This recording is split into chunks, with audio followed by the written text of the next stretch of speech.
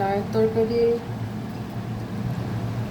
মুরগির চামড়া দিয়ে মিষ্টি কুমড়া খাওয়া হবে। এখন ভাত নিয়ে নেব। তা আমার প্লেট বাড়তেছে, আর ওরা ওদের ইচ্ছা মতো নিয়ে খাচ্ছে। আমি আগে এটা নেব, মিষ্টি কুমড়াটা।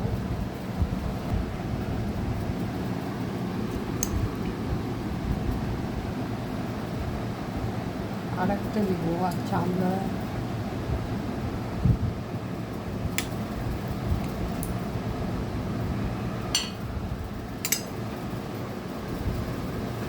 এখন শসা সালাদ কাটি না, আজকে আমি শসা নেব আর লেবু নিয়ে নেব।